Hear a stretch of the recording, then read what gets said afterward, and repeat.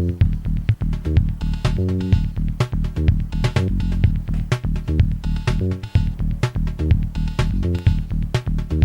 YouTubers, Electric Adventures here with another episode of my Retro Homebrew Community news. Sorry, I got the series started and then had a bit of a break because I had a very bad cold and sinus infection and everything like that, and my voice sounded terrible.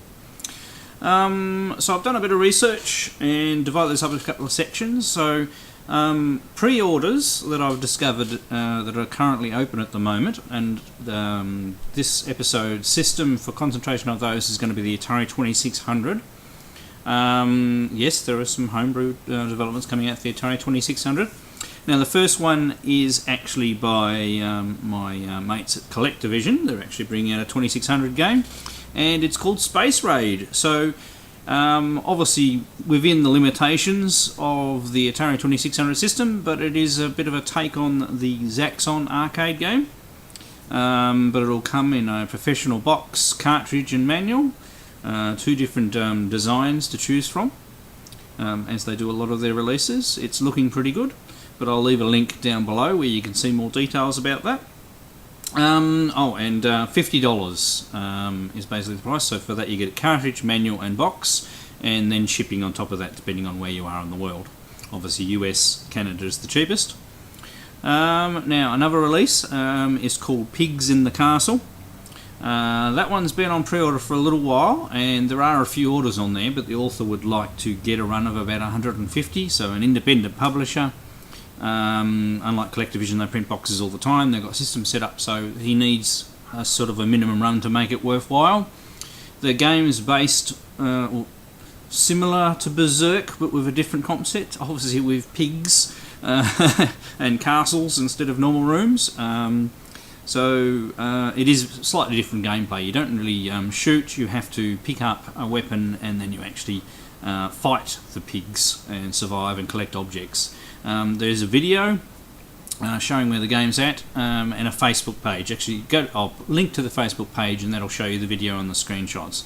So that's an interesting one, and that's available as a complete boxed cartridge with manual for $50, and then you can also buy just cart only for $27 if you don't want to spend, $50.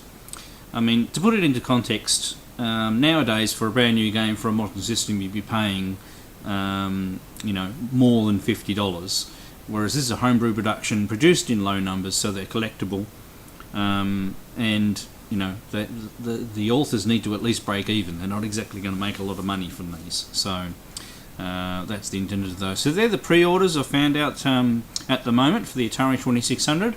I'll try and cover another system in the next video after I've done a bit more research.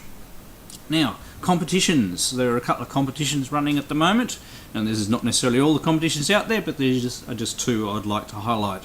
The C64 16K cartridge game development competition has started again. Started a couple of months ago, and there are already 13 entries, and there's some, I'll put a link down below, some very interesting looking entries, so going to be some great games. Now the game developed for this competition just need to fix in a 16K ROM. Obviously they then got the whole 64K of RAM in the Commodore 64 to use, so that's actually, allows you a lot of room. Just obviously not as much graphics as if you were using the whole 64K loaded from tape or disc, obviously, but you've got more workroom. But go and check out the site and the entries so far, and if you're a homebrew developer and into C64 development, why not give it a go? Okay, now the next competition is actually one that's finished and been drawn, is the MSX Dev 14. So MSX Dev 14 started late 2013 when they announced. All of the games have been submitted and judged, and the winner was Pretty Kingdom by, I'm looking at my list over here, Nerlaska Studio. Now I'll include a link to the Karoshi forum topic that shows you the list and the order the winners came in, and there's links there to the individual titles. It's quite a little interesting little game. a little bit Zelda-ish maybe, or explore and find and fight enemies and collect objects. Actually looks like quite a good game.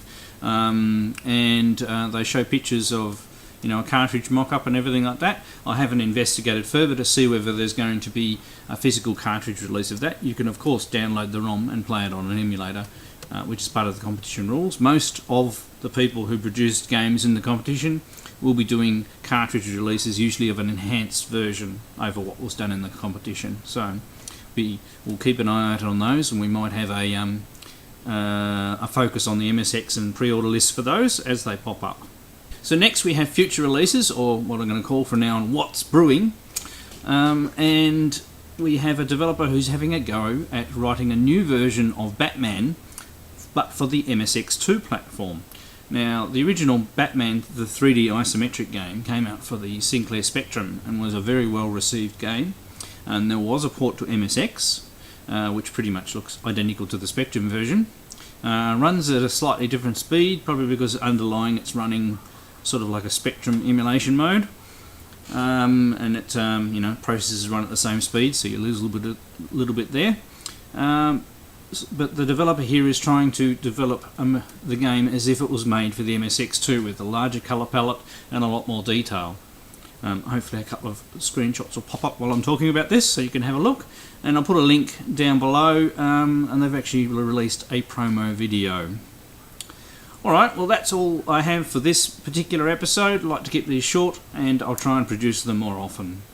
If you have any leads on any particular homebrew you would like me to discuss, or ones that I don't know about, please feel free to either leave comments down below or message me directly. Alright, I'm Electric Adventures, thanks for watching, thanks to all my subscribers, and I'll catch you next time.